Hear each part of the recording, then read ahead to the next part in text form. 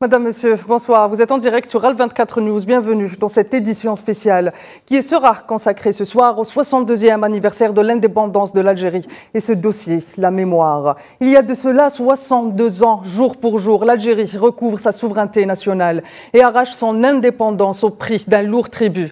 Le sacrifice d'un peuple. Un peuple qui a pris son destin en main et décide d'en finir avec la colonisation, mais surtout avec la domination coloniale et impérialiste imposée au peuple du tiers-monde. Résister face à la domination coloniale était non seulement une question nationale, un devoir national pour les Algériens, mais c'était aussi le combat d'un peuple, d'une nation, en nom de toutes les autres populations qui font face à l'impérialisme et au colonialisme. Leur combat s'inscrit dès lors dans une vision de nouveaux rapports mondiaux et internationaux dans lesquels les peuples du Sud et du Nord jouissent du même droit et cohabitent dans le respect mutuel d'égal à égal. Engagés dans le processus de la décolonisation, faisant du jeune pays une nation avant-gardiste des luttes contre le colonialisme sous toutes ses formes. 62 ans plus tard, forte de sa souveraineté, de sa cohésion sociale, l'Algérie est à l'avant-garde de la lutte pour la mémoire. La mémoire, ce n'est pas seulement des enjeux politiques et géopolitiques. La mémoire, c'est aussi l'histoire de femmes et d'hommes qui racontent à leur descendance la souffrance de tout un peuple. C'est l'histoire d'un peuple qui raconte les affres de la colonisation, de la domination française, qui raconte la déshumanisation, l'indigénat, la torture, la mort, la déportation, les enfumades, les camps de concentration, l'épuration ethnique, le génocide et ces blessures qu'on ne raconte pas, mais qu'on ne voit pas. La mémoire, c'est un peuple qui prend ses plaies à bras le corps et décide d'en finir, de guérir. Mais pour guérir, il faut en découdre avec l'ancienne puissance coloniale et s'engager dans un nouveau combat. Une puissance coloniale qui refuse de reconnaître ses crimes, ses responsabilités historiques. Une puissance coloniale qui, elle, refuse de raconter aux nouvelles générations les faits tels qu'ils sont, qui refuse de raconter ses crimes. Une puissance qui met la mémoire collective de son peuple en otage et en sourdine, prend le risque de nourrir les velléités racistes des extrémismes politiques de la droite et de l'extrême droite. Madame, Monsieur, vous l'aurez compris, il s'agit pour nous ce soir de nous pencher sur ce dossier qui déchaîne les passions, la mémoire. Et pour en parler, j'ai le plaisir d'être accompagnée sur mon plateau de Saïda Ayachi. Saïda Ayachi, aujourd'hui, je vous présente en tant qu'analyste politique et spécialiste de la colonisation. Bonsoir, Monsieur Ayachi. Merci d'avoir accepté mon invitation. J'aurai également le plaisir ce soir d'être accompagné de Gamel Abina, analyste observateur des questions internationales. Bonsoir Gamel, merci d'avoir accepté mon invitation. Bonsoir Tina, merci pour l'invitation. Et j'aurai également le plaisir d'être accompagné de Rost. Vous êtes artiste et fondateur de Banlieue Active. Bonsoir Rost, merci d'avoir accepté mon invitation. Merci à vous pour cette invitation. Alors, je commence avec vous, Monsieur Saïda Ayachi. Depuis la nuit des temps, l'humanité tient à la mémoire, tient à sa mémoire, tient à raconter son histoire et a fait de la mémoire le centre même de son existence. Depuis la nuit des temps, donc je veux dire depuis les peintures rupestres jusqu'à aujourd'hui, l'histoire, le cinéma, les documentaires, les bandes dessinées. On a même créé des institutions pour protéger ce patrimoine qui appartient à l'ensemble de l'humanité. Mais alors, pourquoi est-ce qu'aujourd'hui, dès qu'il est question de raconter l'histoire de la colonisation, les passions se déchaînent en Occident et refusent justement cet état de fait, raconter l'histoire et le propre de l'homme? C'est juste, c'est juste. Laissez-moi d'abord, mon amie Tina, de souhaiter aux téléspectateurs de AL24, mais aussi à toutes les Algériens et les Algériennes, une heureuse fête de l'indépendance et de la jeunesse. Et bien entendu, il faudra s'incliner devant la mémoire de ceux qui ont payé le prix fort, c'est-à-dire qui sont sacrifiés pour qu'aujourd'hui nous puissions vivre dans un pays libre et souverain. Nous leur devons respect et fidélité au serment que nous leur avons fait. Et je rappelle cette phrase historique maintenant de Dédouche Morad: si nous venons à disparaître, défendez nos mémoires. La mémoire que vous avez brillamment introduite dans votre liminaire. Et je rappelle aussi cette phrase qui est connue: un peuple sans mémoire est un peuple sans âme. Bien sûr, vous avez parlé de la colonisation, mais vous savez, l'histoire est, comme on dit, un long fleuve tranquille, mais infini. Pour ce qui est de l'Algérie, nous devons rentrer, son histoire est millénaire. Mais puisque nous allons peut-être nous focaliser sur la colonisation, il faudra savoir que depuis le premier jour où le premier soldat français a posé les pieds à Sidi Faraj pour entreprendre la colonisation de notre pays, effectivement, le colonialisme français n'a jamais reconnu tous les méfaits, tout le génocide dont vous avez parlé, qui est réel, qui est vérifiable, qu'il a commis à l'encontre du peuple algérien. Un historien anglais, Thomas Campbell, a rapporté qu'entre 1830 et 1872, la population algérienne a baissé de 58%. Nous étions à 4,5 millions en 1830, on n'était plus que 2,1 millions en 1872. Cela donne de façon arithmétique la dimension de ces génocides perpétrés par l'armée de colonisation française. Et aujourd'hui, bien sûr, nous faisons face à un déni de colonisation de la part de la France officielle, et ce qui nous permet de dire que tout simplement, pour ce qui est de notre histoire, nous avons à l'écrire nous-mêmes. Nous n'avons pas à compter sur un quelconque partenaire. L'Algérien sait et sent ce qu'est l'épopée nationale depuis les temps anciens, et aujourd'hui, il a le droit de savoir que cette épopée est glorieuse, qui a coûté tant de larmes, tant de sang à ce peuple vaillant et courageux. Voilà pourquoi il est nécessaire que, pour que ce qui est de l'écriture dans notre histoire, il faudra que nous l'écrivions seuls. C'est-à-dire que nous ne permettrons pas à quelqu'un d'autre de venir l'écrire à notre place, parce que nous savons ce que cela nous a coûté. Nous l'avons senti dans notre chair, et nous voulons avoir, en toute objectivité, sans aucun tabou, rapporter à nos enfants comment leurs aïeux, leurs ancêtres et leurs aînés ont bataillé, ont résisté, ont défendu ce pays qui, justement, avec cette dimension de l'histoire, avec cette mémoire, constitue l'unité nationale avec l'islam, la souveraineté nationale et la défense de l'intégrité territoriale. Très bien, M. Hayachi, on va revenir sur justement le fait d'écrire l'histoire, parce que les Algériens ont avancé dans l'écriture de leur histoire, et le fait, vous l'avez très bien signalé, le fait d'avoir raconté notre histoire. Nos aïeux nous ont raconté notre histoire, et ça c'est une partie très importante de notre mémoire. Je viens vers vous, Gamel Abina. Alors finalement, quand on parle de mémoire, M. Hayachi l'a rappelé, moi également je l'ai rappelé, on est souvent déchaîné. Mais finalement, c'est quoi le dossier mémoriel ? C'est un dossier qui d'abord intéresse les criminels qui sont à l'origine de la barbarie coloniale. Ce vient d'être cité, mais il y a d'autres citations intéressantes par rapport à la mémoire et l'effacement de la mémoire, puisqu'on fait en sorte, à la suite de crimes et génocides, il y a eu des génocides en Afrique, il ne faut jamais l'oublier. Il faut se rappeler ce que disait Milan Kundera, puisqu'on parle des citations. Il disait qu'un peuple qui méconnaît ou qui ignore son histoire est condamné à la revivre. Ça veut dire quoi? Ça veut dire que si on ne sait pas ce qui s'est passé, et si on ne connaît pas son passé et la barbarie coloniale, eh bien, il y a des probabilités que, sous d'autres formes, évidemment, pas directement par la politique de la canonnière, mais sous d'autres formes, ce qu'on a vu en Libye, ce qu'on a vu en Syrie, ce qu'on a vu en Irak surtout, sous d'autres formes, cette forme coloniale barbare revienne. Alors évidemment, les gens qui refusent la mémoire sont des gens, particulièrement la France, moins l'Angleterre, qui commencent à parler effectivement de ces crimes coloniaux, qui sont moins importants dans le volume, même s'ils ont été importants, mais au sortir de la décolonisation, les Anglais ont été moins sauvages que les Français, eh bien ils ont commencé non seulement à reconnaître leurs crimes, mais en plus à indemniser, comme au Kenya en 2013. Donc ça en dit beaucoup sur la barbarie coloniale et sur la méthode qui consiste à nier les faits coloniaux et les crimes coloniaux. Les Français sont d'ailleurs en la matière des experts. C'est-à-dire que non seulement ils ne veulent pas écrire l'histoire, ils ne veulent pas demander pardon, ils ne veulent même pas de procès, ils ne veulent rien dire, ils veulent juste dire on tourne la page. Mais quelle page? Nous, on la connaît, cette histoire. Nos parents, nos grands-parents nous en ont parlé. Ils ont beaucoup, parce que c'est la culture de l'oralité en Afrique, beaucoup joué la carte de nous expliquer, parfois ou pas d'ailleurs, parce qu'il y avait beaucoup de ressentis et de volonté d'être assez, finalement, très mystérieux autour de cette question. Moi, j'ai eu la chance d'avoir un père qui parlait beaucoup et qui écrivait. Eh bien, est-ce que vous ne pensez pas que ce n'est pas du mystère quelque part? Il y a eu de la pudeur, parce qu'il y a eu une génération, peut-être la génération avant vous et avant moi, peut-être la génération de M. Hayachi, il y a eu beaucoup de pudeur à raconter, mais aujourd'hui, ma génération, si je peux personnifier, elle a reçu cet héritage, on lui a raconté. Vous savez, la différence entre votre génération et la mienne, par exemple, c'est que moi, j'ai une transmission directe d'un homme qui a voulu parler.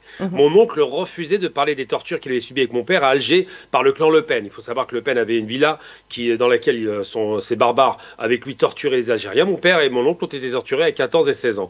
Et mon oncle a toujours refusé catégoriquement de parler de ça. Il disait, c'est le passé, on n'en parle plus, c'était douloureux. Mais il ne voulait pas décrire les sévices et la barbarie qu'il avait subis en tant qu'enfant, parce qu'évidemment, c'était un trauma qui était très puissant et qui a été difficile à supporter. Beaucoup d'Algériens ont connu ça, et ceux qui ont transmis, souvent des intellectuels d'ailleurs, beaucoup moins le petit peuple, entre guillemets, donc les gens qui n'avaient pas forcément accès à l'écriture et à la lecture, eux ont voulu oublier cette histoire, ont voulu la mettre de côté, en se disant, c'est le passé, on va oublier parce que c'est tellement barbare ce qu'on a subi, qu'il vaut mieux ne pas en parler. Mais cette pudeur dont vous parlez, elle a plusieurs aspects.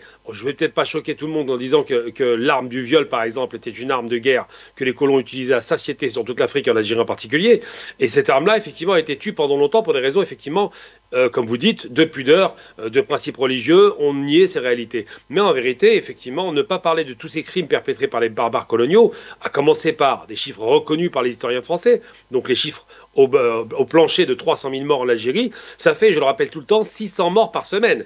Un au Radour-sur-Glane. Mais si on prend les chiffres algériens, on est 4 000 morts par semaine. Vous imaginez le degré de barbarie qu'il faut pour assassiner 4 000 civils par semaine. C'est ça la réalité coloniale.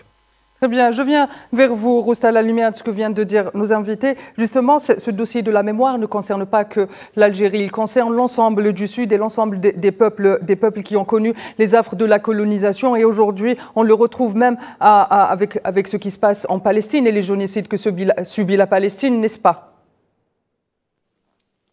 Alors, bonjour, et je tiens à souhaiter évidemment une belle fête de l'indépendance aux amis algériens, qu'ils soient là-bas ou qu'ils soient binationaux ici. Je pense que ça va rappeler des souvenirs à certains, surtout en ce moment. Effectivement, alors, ce qui est dingue, c'est que il y a eu des choses qui ont été dites qui sont fondamentales. L'histoire appartient à celui qui gagne la guerre. Parce que c'est lui qui écrit l'histoire, c'est lui qui raconte l'histoire. D'où la nécessité aujourd'hui que nos historiens, nos nouvelles générations aussi puissent raconter cette histoire-là par nos propres moyens. C'est fondamental. Et là, effectivement, vous savez, moi j'interviens beaucoup sur les chaînes françaises et aussi sur une chaîne israélienne qui s'appelle I24 News, par exemple, où on a des débats parfois très enflammés. Parce que ce qui se passe là-bas, sur la question des colonies, par exemple, ils appellent ça désormais les implantations. Et moi, je leur rappelle à chaque fois que ce ne sont pas des implantations, ça s'appelle des colonies. Il faut utiliser les mots, la sémantique a un sens. Et parce que ça a un impact dans la tête des gens. Les gens qui ont vécu ça, ceux qui acceptent la situation, comprennent que c'est une situation qui ne peut pas durer. Vous savez, quand Nelson Mandela est mort, on a dit, mais comment on a pu accepter la situation d'apartheid de l'Afrique du Sud jusqu'à présent? Il n'y a pas très longtemps, on a fêté les 30 ans, on a commémoré les 30 ans du génocide rwandais. Et on s'est dit, mais comment on a pu, à l'époque, laisser les choses se faire? Et aujourd'hui, on est en train de voir ce qui se passe en Palestine, et tout le monde dit, circuler, il n'y a rien à voir. On a plus de 36 000 morts là-bas, dont 66% d'enfants et de femmes. Et on est toujours en train de nous dire, circuler, il n'y a rien à voir, et on ne comprend pas la révolte de ceux qui sont des humanistes et qui se disent, il faut que ça cesse. La colonisation, elle a des conséquences dramatiques sur les populations et de génération en génération. Il est fondamental de faire ce travail. Alors, vous savez, au moment où il y a eu les attentats à Paris, moi, j'ai des amis qui ont été assassinés dans les attentats et j'ai pris la décision de faire des courts-métrages et d'aller à la rencontre de nos jeunes dans les écoles, un peu partout dans les quartiers populaires et pour faire des projections et des débats avec eux. Et lorsque parfois je leur disais qu'à l'époque, quand on a voulu quand on a voulu que l'Algérie ou le Maroc transfèrent leurs juifs, ils les avaient protégés, ils avaient refusé de le faire. Eh ben, il y avait plein de jeunes qui étaient fiers. Et du coup, quand vous avez la fierté de votre histoire, vous êtes en harmonie avec vous et vous n'êtes pas en conflit perpétuel avec une société qui ne veut pas reconnaître ces horreurs. qui ne veut pas reconnaître tout le malheur qu'il a pu commettre. Et Gamal le disait très bien, par exemple. La différence en Afrique, par exemple, entre les anciennes colonies, entre guillemets, je mets bien des guillemets, parce qu'il y a plein de pays, on pense qu'ils sont indépendants, mais qui restent sous le joug de la France, et ça, les gens ne le comprennent pas. D'ailleurs, je suis en train d'écrire un bouquin là-dessus. Et lorsque les Anglais sont partis, ils sont partis. Ils ont laissé ces peuples se reconstruire. Vous prenez le Ghana, vous prenez les pays anglo qui ont été colonisés par les Anglais, ils sont 10 000 fois plus avancés que les pays qui ont été colonisés par la France, parce qu'ils sont toujours sous le joug de la France, et à chaque fois qu'ils veulent s'en émanciper, on assassine les dirigeants. Et la nouvelle génération, elle est en train de faire changer tout ça, et je pense que ça soit l'Algérie ou ailleurs, maintenant il est temps aussi pour nous-mêmes de comprendre aussi qu'on est sur le même bateau, que ça soit l'Algérie ou tous les pays d'Afrique subsaharienne, on est sur le même continent, c'est l'Afrique, on doit construire ensemble, et il n'y a qu'ensemble qu'on y arrivera, comme le font les Européens, comme le font les Américains. Si on ne comprend pas ça, on continuera de subir les conséquences de cette colonisation qui a séquestré notre émancipation depuis toujours.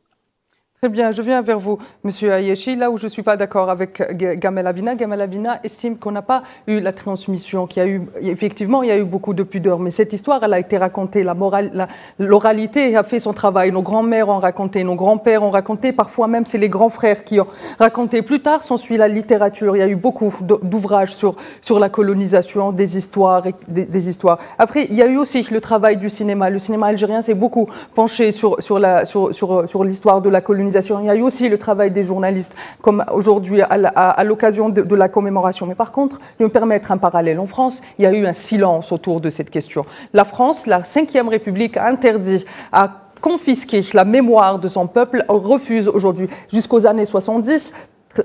On commence à peine à voir des chercheurs en France qui commencent à s'intéresser à cette question, à faire des études et à parler de cette époque. Jusqu'aux années 70, en France ou ailleurs en Occident, on ne se rendait pas compte de ce que c'était un génocide en Afrique, de ce que c'était le génocide en Algérie. On ne se rendait pas compte qu'il y avait des camps de concentration en Algérie même, dans cette colonie. Donc est-ce que finalement, aujourd'hui, entre l'Algérie et la France, ils ne peuvent pas être au même degré de conscience? D'un côté, il y a un peuple et une nation qui a fait le travail, et de l'autre, il y a une nation qui a interdit à son peuple un droit élémentaire, l'information. Vous savez,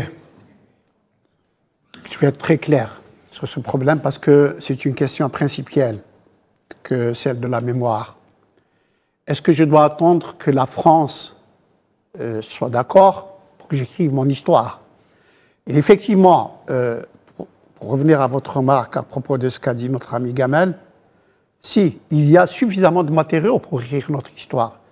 L'oralité d'abord, bien sûr, mais aussi les écritures. Beaucoup de gens ont écrit depuis 62. Et beaucoup d'historiens algériens ont écrit depuis 62. Ce qui quelque part, nous a gênés, pour ne pas dire nous a amputé d'écrire valablement, plus que valablement, complètement notre histoire, c'est le problème des archives. Et aujourd'hui, la France officielle, qui est restée d'un certain côté une France coloniale, refuse de donner une partie de ses archives sous différents prétextes, qui nous permettraient à ce moment-là de compléter cette part de compléter l'écriture de son histoire. Mais nos historiens, j'allais dire de ma génération, mais même ceux qui viennent après, ont beaucoup travaillé sur le sujet. Nous avons une écriture de l'histoire qui est modulaire, documentée, vérifiée, avec beaucoup d'objectivité, bien entendu. Quant à attendre que ce soit j'allais dire, le vis-à-vis français... Ce n'est pas le vis-à-vis français. Est-ce qu'il est aujourd'hui possible, d'apaiser les mémoires des deux côtés aujourd'hui, si de l'autre côté, la France officielle refuse de faire le travail politique en amont et en aval? Écoutez-moi. Il s'agit d'écrire notre histoire. Il s'agit d'écrire notre épopée nationale. Nous avons affaire à un partenaire qui fait un déni de colonisation. Rappelez-vous ce qu'ils ont dit. Nous allons civiliser ce sauvage. Quand on sait que lorsqu'ils sont arrivés, il y avait 230 écoles primaires en Algérie, entre Alger, Oran et Tlemcen. Et il n'y en avait plus que 14, 30 ans après. Et le maréchal sanguinaire Rovigo lui-même disait, mais nous n'avons qu'une supériorité sur ces gens-là, c'est notre artillerie. Tout le reste, ils sont meilleurs que nous. Et Tocqueville disait qu'il y avait un esprit et un style supérieur des Algériens quant à leur culture. Donc vous voyez que le sauvage, ce n'était pas celui qu'on pensait. Et bien entendu, pour revenir à notre question, écrire notre histoire, c'est précisément ne pas tomber dans le piège de dire que mais il me manque ceci, il me manque cela, il faudra qu'on me donne ceci, qu'on me donne cela. Et évidemment, là, je ne crois pas que ce soit utile, que ce soit quelque chose de productif quant à l'écriture. D'autant plus que, vous savez, en France, il y a, je crois même que c'est typiquement français, il y a ce qu'ils appellent le roman national. Tout est bien dans l'écriture de l'histoire française, y compris, vous savez que, évidemment, la grande référence de l'histoire de France, c'est Napoléon. Vous savez qu'il est considéré par les Russes comme étant le plus grand criminel de l'histoire. Plus grand criminel qu'Hitler encore. Et donc, ça dépend de quel côté on se trouve. Moi, je suis algérien, je vais écrire l'histoire de mon pays, je suis algérien avec ce que m'ont laissé mes aïeux, avec ce que je sais, avec ce que je documentais, sans aucun tabou. Entre Algériens, j'écris mon histoire. Et bien entendu, bon, effectivement, aujourd'hui, nous nous heurtons à deux choses importantes, l'une découlant de l'autre d'ailleurs, le déni de reconnaître ce que la France a fait en Algérie, et l'autre chose, c'est donc cette prise en otage de nos archives au niveau des archives françaises. Et donc aujourd'hui, il faudra dépasser cette situation. Je crois que c'est en train de se faire, puisque nous avons une commission d'historiens qui s'occupe de cela pour essayer de récupérer le maximum, et l'écriture de l'histoire est en train de se faire par des Algériens, pour les Algériens, et selon les dires des Algériens. Très bien, monsieur. Et je viens vers vous, Gamel Abina. On va continuer sur ce point, justement, de la France, de sa responsabilité, mais aussi de sa responsabilité dans le fait de rendre ce dossier aussi sensible. Il y a quelque temps, le président français Emmanuel Macron a dit que l'Algérie se servait de la mémoire comme étant une rente mémorielle. Ces déclarations ont créé polémique et ont créé de vives tensions entre les deux pays. Est-ce que, finalement, Emmanuel Macron a oublié que la Ve République et ses institutions sont nés de la guerre d'indépendance de l'Algérie, de la guerre de libération de l'Algérie, et qu'aujourd'hui, finalement, c'est la Ve République qui fait de la rente mémorielle avec le dossier de la mémoire, en l'occultant et en refusant de dire les vérités et de raconter les faits tels qu'ils ont été à leur peuple, pour apaiser les mémoires d'un côté comme de l'autre, peut-être.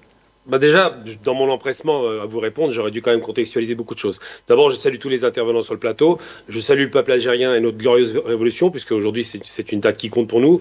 Évidemment, c'était la fin de la barbarie coloniale. Je salue mon ami Rost, je ne vais pas faire mystère de mon amitié avec lui, qui, une fois, a eu un débat avec Henri Guénaud sur la question libyenne. On ne peut pas lui retirer ce courage. Il n'a jamais baissé la tête. Rost, il a toujours été frontal devant les ennemis de la mémoire et les ennemis des peuples du Sud. Et il a expliqué à Guénaud que la barbarie en Libye, le crime qui est perpétré en Libye en 2011, était inqualifiable. Il avait raison avant tout le monde, vous voyez. Donc pour vous dire, effectivement, quand vous faites référence à la mémoire, on a des éléments, là c'est vrai, je dois contextualiser. Quand je vous dis que la mémoire n'est pas transmise, je ne parle pas de l'Algérie. L'Algérie, il y a un travail considérable qui a été fait, il y a des historiens et surtout des réalisateurs de renom qui ont réussi, même l'un a été primé à Cannes, par rapport au film sur la guerre d'Algérie, il y a eu la bataille d'Alger, il y a eu beaucoup de choses. En France, par contre, on est sur autre chose. Je vous parle des 20% d'Algériens qui sont à l'étranger et à qui on a confisqué la mémoire. C'est-à-dire que pour tout vous dire, quand je vous dis mon père et mon oncle, c'est en France, hein, c'est pas en Algérie. Mon oncle en Algérie savait très bien l'histoire. Et mieux que ça, en 2005, il y a une tentative non seulement de confisquer la mémoire, mais en plus de faire une loi scélérate qui est inadmissible et qui est en plus complètement antidémocratique et surtout qui est intolérable par rapport à un point historique, de sacraliser par le Parlement français en 2005 une loi qui aurait parlé de bienfaits de la colonisation, comme si la colonisation avait un seul bienfait. Il n'y en a jamais eu. Ce sont des feignants qui sont venus voler des peuples dans le Sud, qui les faisaient travailler comme des esclaves, qui confisquaient leurs richesses, qui les ont réduits à l'état de peuples incultes parce qu'on a détruit, ça a été dit à l'instant, les écoles. Il faut se rappeler quand même que quand les Français rentrent en Algérie, la France a moins de 50% de gens qui savent lire et écrire. En Algérie, plus de 80%. Et lorsque René Vauthier en parle, il choque les gens et il est censuré. Lorsque Yves Courrière fait ses livres sur la guerre d'Algérie et fait son documentaire en 72, il est interdit de diffusion. Gamel, vous allez garder cette idée bien au chaud et on se retrouve tout de suite après cette petite page publicitaire.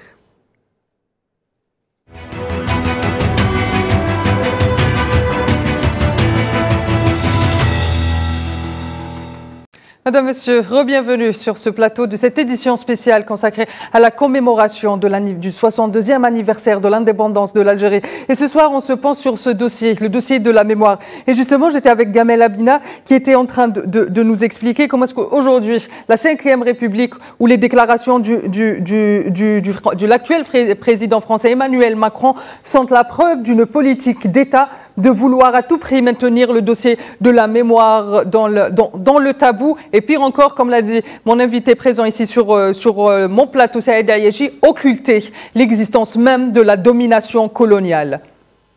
Justement, quand vous avez, j'ai donné l'exemple tout à l'heure de Guénon qui avait écrit ce discours infâme de Sarkozy, d'une Afrique qui n'est pas rentrée assez dans l'histoire, comme si l'histoire n'était pas créée en Afrique. Ça fait rire, c'est quand même le berceau de l'humanité et le berceau de la civilisation, mais on met ça de côté.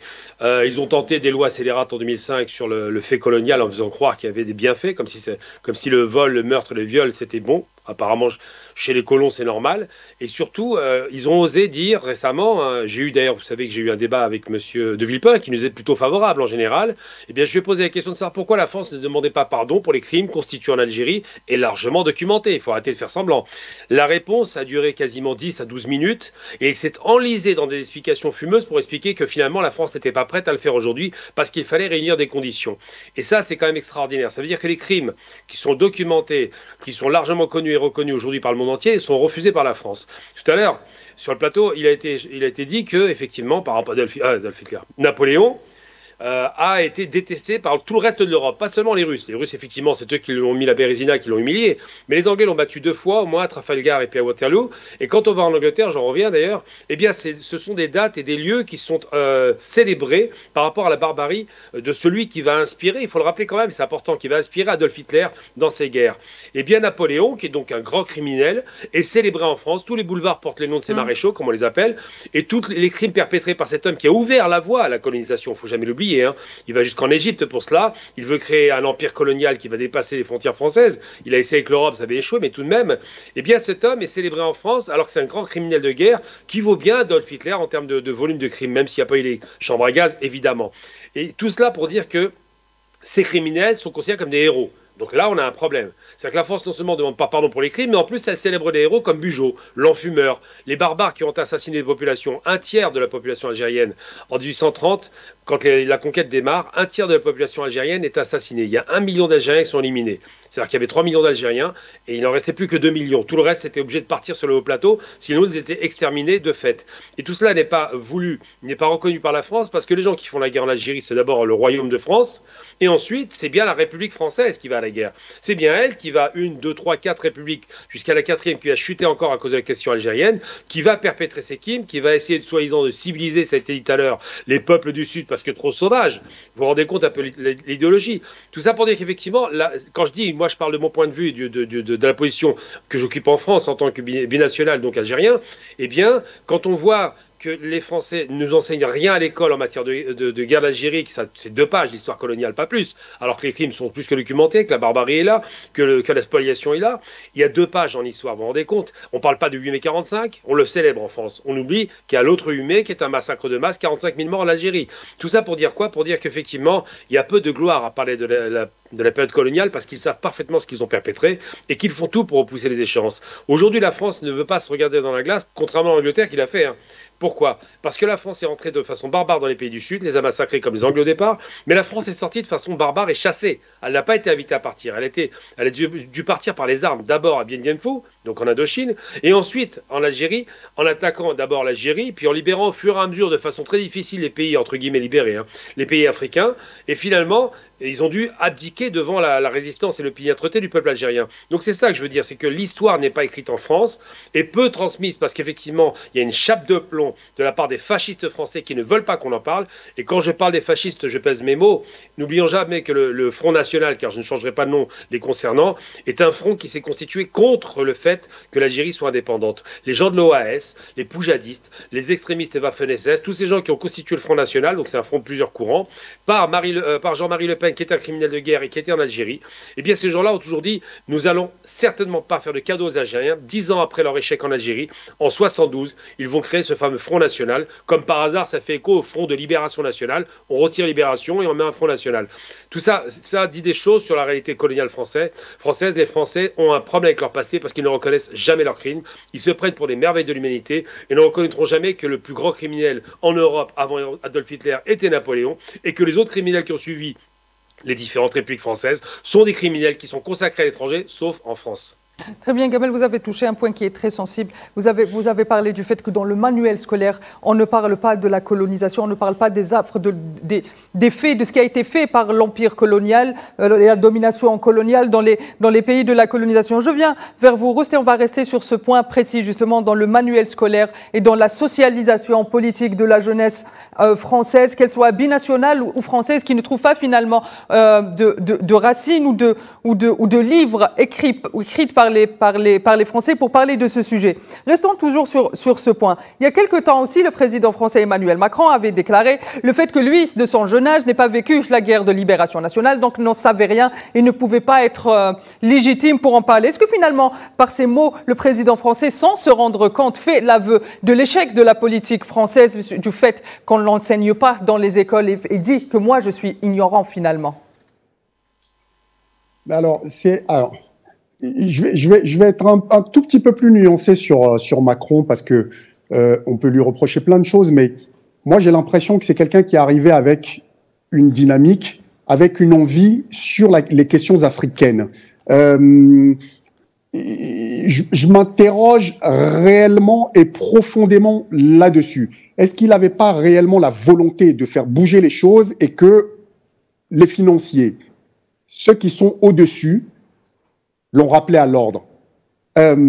Parce que j'ai vu que c'était celui qui prenait les choses avec peut-être un peu plus de distance. Est-ce qu'il a été rappelé à l'ordre par les financiers ou ce que vous appelez les autres, ou bien par les réalités de la naissance même de la Ve République et de l'existence même de la Ve République et de ses institutions? À mon avis, de mon point de vue, je pense qu'il y a des intérêts qui sont beaucoup plus profonds. La reconnaissance d'un tel génocide nécessite derrière réparation. Ils ont peur de ça. Parce que ça veut dire que s'ils le font pour l'Algérie, ils le font pour tout le reste de l'Afrique, pour les Caraïbes, etc. Donc, je pense qu'il y a déjà cette peur-là. Donc, les entreprises, toutes ces personnes-là, entre guillemets, qui dirigent plus ou moins, qui contrôlent plus ou moins la politique, n'ont pas intérêt à ce qu'on aille vers ça. Et de l'autre côté, vous avez un travail mémoriel. On dit celui qui est en harmonie avec son identité d'abord est en harmonie avec le reste du monde. Et tant qu'on ne fera pas ce boulot auprès de nos jeunes, auprès des nouvelles générations, de façon très apaisée, parce que moi je fais partie de ceux qui pensent que les choses sont faites. On a un constat. Il faut que les coupables prennent leurs responsabilités. Mais je pense qu'il faut qu'on dépassionne le débat de manière à ce que ça ne se fasse pas dans un ressenti. Donc, parce que lorsqu'on est dans un ressenti, on a une envie de vengeance quelque part.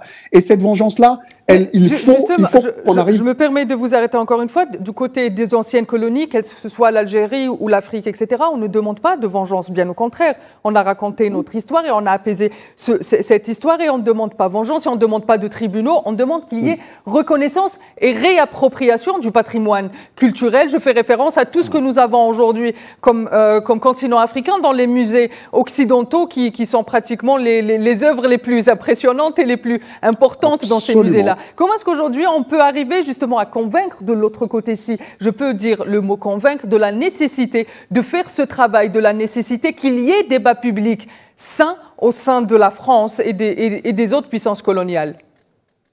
Je pense qu'eux-mêmes le savent. Eux-mêmes savent très, très, très, très bien ce qui s'est passé et connaissent la barbarie que ça a été. Et ils savent que ce génocide-là, il est énorme. Tous ces génocides liés à la colonisation, c'est énorme. Et c'est pour ça que je vous disais tout à l'heure, je pense que une des questions sous-jacentes, c'est les questions de réparation.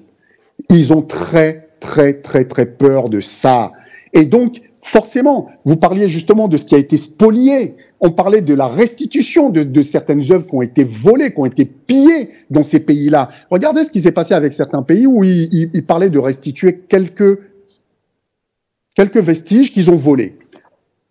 Ils disent qu'ils ne les restituent pas définitivement. Ils leur passe pendant un certain temps, mais que ça continue d'appartenir à la France. Mais à quel moment on vole quelque chose, un voleur qui est attrapé, et on dit, eh ben, écoutez, vous avez volé ça, mais dans un an, on va vous le restituer. Je ne vois pas où est-ce que ça peut se produire, ça. Donc, tout cet enfumage-là, les nouvelles générations le voient, et elles ne veulent plus de la même chose. Et Gamal mettait le doigt sur un point fondamental, c'est que les pays anglo-saxons sont partis à un moment donné, et quand ils sont partis, ils sont partis. La France, il a fallu les chasser.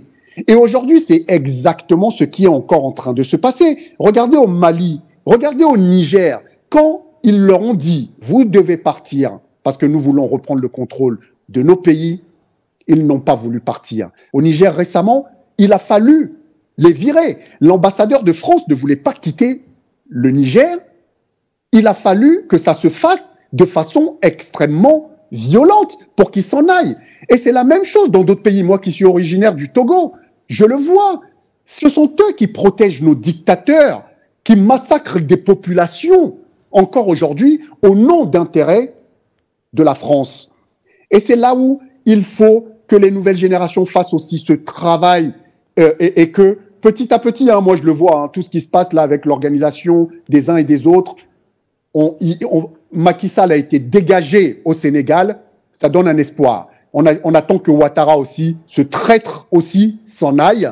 Et petit à petit, l'Afrique va se rapproprier son bien-être avec les nouvelles générations, que ça soit sur le plan historique, pour réécrire son histoire, mais que ça soit aussi sur le plan économique. Je pense qu'il faut qu'aujourd'hui, en attendant que tout ça se fasse, ça doit aller de pair. Vous avez des historiens qui connaissent leur métier, qui font un boulot extraordinaire là-dessus. De l'autre côté, vous avez aussi une diaspora, vous avez une génération sur le terrain aussi qui, sur le plan économique, doit faire un boulot important pour qu'on acquiert petit à petit cette indépendance et qu'on se réapproprie notre histoire, nos richesses et notre destin en main.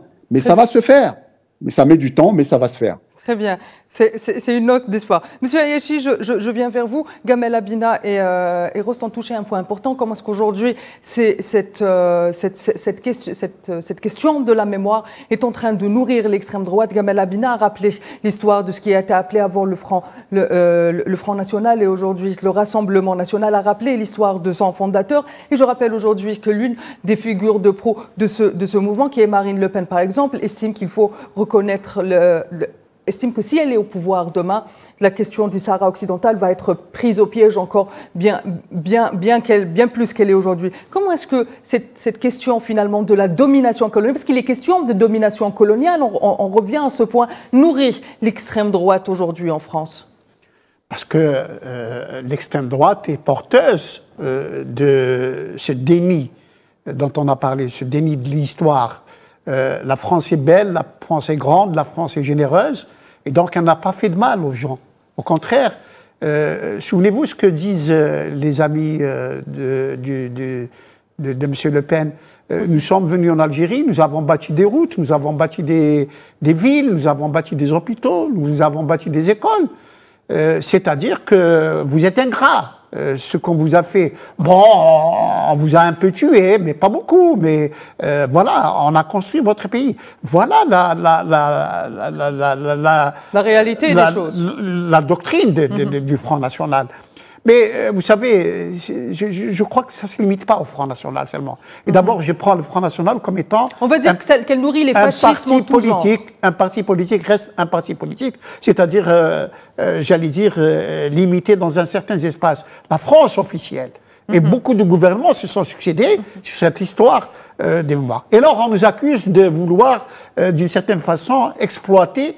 Et on nous accuse d'exploiter une rente mémorielle. C'est-à-dire, mais pourquoi vous êtes en train de revendiquer l'écriture de votre histoire et pourquoi vous voulez nous obliger à attester de ce que nous avons fait chez vous? Mais bien sûr que si.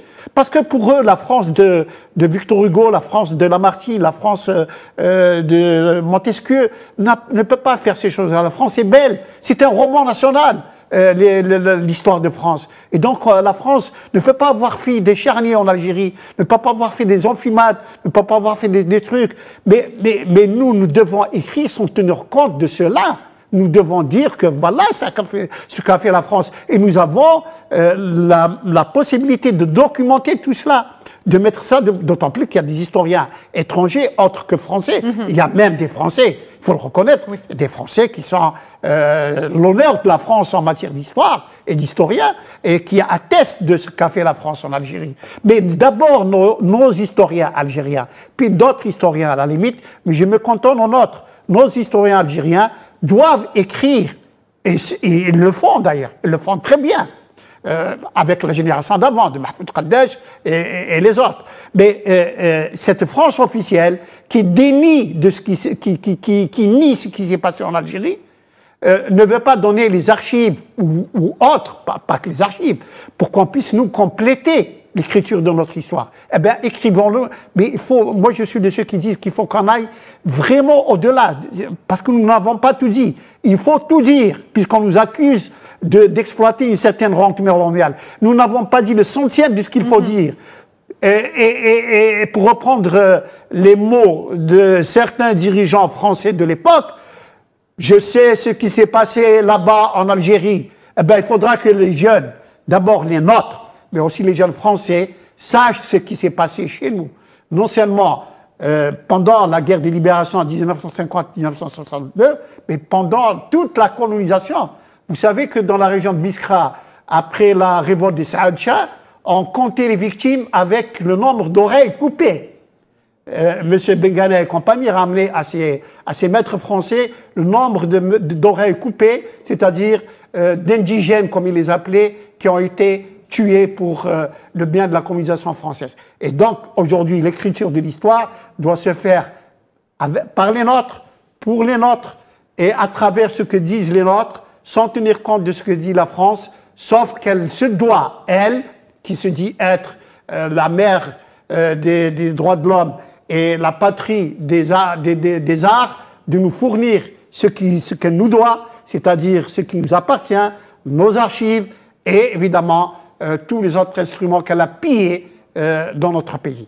Très bien, je viens vers vous, Gamel, et je rebondis sur ce que vient de dire M. Hayachi. Évidemment, il est question d'écrire l'histoire et d'écrire notre histoire pour nous et par nous. Mais de l'autre côté, on continue toujours sur ce point avec ces fascismes qui sont en train de monter en France. Est-ce que finalement, aujourd'hui, ces fascismes ou ces extrêmes droites qui sont peut-être à la porte du pouvoir en France, parce que demain, il y a le deuxième tour des législatives, ne sont pas quelque part un peu dans l'émotion de la perte de cet empire colonial? Est-ce qu'il n'y a pas un complexe du récit national français et de ce qui est l'État-nation français aujourd'hui, de ce que devrait être la conscience nationale en France chez le fascisme en montée? Vous savez, je ne parlerai pas d'émotion, mais je parlerai de frustration. Ce sont des frustrés, ce sont des gens peu éduqués, pas très intelligents, qui ont des idées reçues extrêmement connues, hein, évidemment. L'immigration est un problème, les Noirs et les Arabes dehors, on est glorieux, on a un passé extraordinaire, la France a 1000 ans d'histoire, enfin ce genre de stupidité. Mais en vérité, c'est des frustrés qui savent très bien déjà qu'en 40, d'ailleurs, faut jamais perdre de vue une chose. La France, depuis Napoléon, perd toutes ses guerres. Voilà, c'est une chose, faut le dire. 200 ans de défaites consécutives permanentes. Et ce qu'ils n'ont pas encaissé, c'est pas de perdre devant les Prussiens une fois, et puis devant les Allemands en 14-18 deux fois, puis ils ont perdu, hein. Et puis en 39-45, en 40 pour être précis, ils ont perdu devant les Allemands, c'est les Américains et les Russes qui font le travail. Non, ce n'est pas à ce moment-là que les Français sont frustrés. Ce qu'ils ne supportent pas, c'est la perte, l'humiliation à Vienne Bien Phu, parce que des petits Asiatiques, comme ils les voyaient, ont réussi à les battre, ils les appelaient les jaunes, hein. Oublions jamais que le racisme, l'idéologie raciste, a été très bien développée en France par des idéologues assez crasseux qui étaient en plus des commis de l'État, il ne faut jamais l'oublier. Donc ce racisme décomplexé, qui revient aujourd'hui, hein, mais de façon très vicieuse, de façon très cachée, de façon très insigneuse, où on parle de religion pour ne pas parler de l'origine des personnes, eh bien ce racisme-là a été porté longtemps par les Français et a été porté dans les colonisations, c'est-à-dire que les peuples inférieurs devaient être civilisés par les peuples supérieurs. Donc cette histoire, qui est très sale en vérité, qui est très bien documentée par beaucoup d'historiens, a été toujours niée. Vous parliez tout à l'heure de Ben Ganna, par exemple, ce criminel, ce barbare, ce collabo, on peut parler de collabo, lui il faisait des colliers d'oreilles de résistants. C'est ça ce qu'on appelle les oreilles de Ben Ganna, c'est qu'il y avait des colliers d'oreilles de résistants parce qu'il fallait qu'il montre au maître occidental qu'il était un bon collabo. En France, on a connu ça aussi en 40, on sait très bien, mais surtout ce qu'on retient aujourd'hui, c'est quoi? C'est que l'image d'une France qui soi-disant se croyait millénaire et invincible a été vaincue pendant 200 ans par des gens du Sud. Elle a été vaincue évidemment au Vietnam, je l'ai dit, elle a été vaincue en Algérie, qu'ils le veuillent ou non, c'est une défaite militaire qu'ils ont essuyée. Leur république a chuté en 58 à cause des événements d'Algérie comme ils les appelaient, donc de la guerre, et surtout ce qu'ils n'ont pas compris, c'est la détermination d'un peuple à se libérer. C'est-à-dire que c'est quelque chose qu'ils ne voyaient pas, comme la Palestine aujourd'hui. Donc quand vous parlez de la frustration de l'extrême droite, elle n'est pas toute seule, hein. Il y a une droite sale aussi qui est dans cette frustration, il y a une certaine gauche aussi qui ne reconnaît pas les crimes qui ont été perpétrés, parce que la gauche, un temps, a été aux commandes pendant la guerre d'Algérie, il faut jamais l'oublier, même si Mendès France était plutôt favorable à l'indépendance, la gauche dans son entier était contre. Mitterrand était un farouche adversaire des Algériens, il en a assassiné combien? Guillotiné, il ne faut pas l'oublier. C'est ça la France. Donc aujourd'hui, cette France-là ne veut pas reconnaître ses crimes, parce que reconnaître ses crimes, ça débouche effectivement, c'est ce qu'il a dit, sur une indemnisation nécessaire, mais surtout reconnaître ses crimes, c'est reconnaître que la République, qui soi-disant était là pour briller, éclairer le monde, avec des valeurs soi-disant démocratiques, avec des concepts fumeux comme liberté, égalité, fraternité, trois concepts qui n'existent pas en France, il faut être très clair, eh bien, ne devait pas donner le sentiment, effectivement, qu'ils étaient à l'opposé de cela. Ceux qui ont fait la guerre d'Algérie, effectivement, étaient des républicains français, qui n'ont pas hésité à utiliser les Algériens pour libérer la France dans les années 40, à la fin des années 40. C'est bien l'Algérie qui va à Monte Cassino, qui va libérer les trois quarts de la France, qui est stoppée à l'entrée de Paris par Leclerc, qui dit on ne peut pas montrer aux Parisiens qu'ils ont été libérés par leur colonie, donc les tirailleurs algériens, marocains, sénégalais. Tout cela sont restés aux portes de Paris pour des questions racistes. Et donc Gobineau, qui a conceptualisé l'inégalité des races, a inspiré Hitler aussi. Il ne faut jamais l'oublier. Toutes les sales idées, il y a eu de bonnes idées, la Révolution a eu de bonnes idées, mais les sales idées aussi viennent de France. Et ça, c'est quelque chose que la France ne regarde pas en face. Quand on voit Marine Le Pen, qui veut se normaliser, elle fait un truc qui est très sale. Elle va perdre, hein, j'ai aucun doute là-dessus, parce qu'ils sont très mauvais en vérité, et que le second tour va les balayer. Mais tout de même, quand elle va expliquer à des Maghrébins de France, parce qu'ils ont une carte française, nous on vous accepte parce que vous êtes moins sales que ceux qui arrivent, c'est intolérable. Qu'est-ce que c'est que ces histoires-là? Comment un Maghrébin peut voter pour un parti qui voulait la destruction de son pays d'origine? Eh bien ça existe malheureusement, quelques-uns, une faible partie, parce qu'ils ont été balayés dans le 93, mais en vérité, ce qui se passe in fine, c'est quoi? C'est que la France, qui veut garder une haute image d'elle-même, qui ne veut pas payer, effectivement, ces crimes de guerre, la France qui ne veut pas reconnaître les crimes des 4 bombes atomiques, excusez-moi, qui ont été faits à ciel ouvert dans le désert, ne reconnaîtra jamais, effectivement, les massacres qui ont été perpétrés. Et maintenant, je vais juste conclure mon propos, je suis un peu long. Mon père a fait la guerre des sables en 63, imposée par Hassan II, pas par le Maroc, hein, Hassan II. Je distingue le peuple du dirigeant. Il a été contaminé par les essais nucléaires français dans le désert à Reagan, c'est-à-dire qu'il n'était pas loin. Il a été contaminé et malheureusement il est mort de cela. Eh bien les médecins ne reconnaissaient même pas que la contamination pouvait avoir déclenché son cancer. Voilà où on en est aujourd'hui. Très bien, Gamel. Merci pour ce témoignage également concernant votre père et son engagement pour l'indépendance. Rost, vous avez 30 secondes pour un dernier mot. Ben, écoutez, moi, je voudrais juste dire à ceux qui parlent de rente mémorielle que eux, ils ont une rente génocidaire et coloniale en Afrique depuis toujours. C'est-à-dire que la France, tous les ans, c'est plus de 400 milliards d'euros qui viennent de l'Afrique pour nourrir la France et son budget. Voilà. Donc, qu'on réfléchisse à tout ça et qu'on arrête de dire qu'ils aident l'Afrique. Non, c'est plutôt l'inverse qui se passe. Très bien, merci. Rose, je rappelle que vous êtes artiste et fondateur de Banlieue Active. Ce soir, j'ai aussi eu le plaisir d'être accompagné de Monsieur Saïd Ayachi. Saïd Ayachi, vous avez 30 secondes pour un dernier mot. Juste pour dire que quel que soit le sang versé, quelles que soient les larmes qui ont jailli des yeux de nos mères et de nos filles, l'Algérie aujourd'hui indépendante grâce à 132 ans de résistance couronnée par ce que nous vivons aujourd'hui, la fête de l'indépendance. Merci, Saïd. Merci. Très chers téléspectateurs, c'est la fin de cette édition. Merci de nous avoir suivis. Bien évidemment, Tahia El Jazair.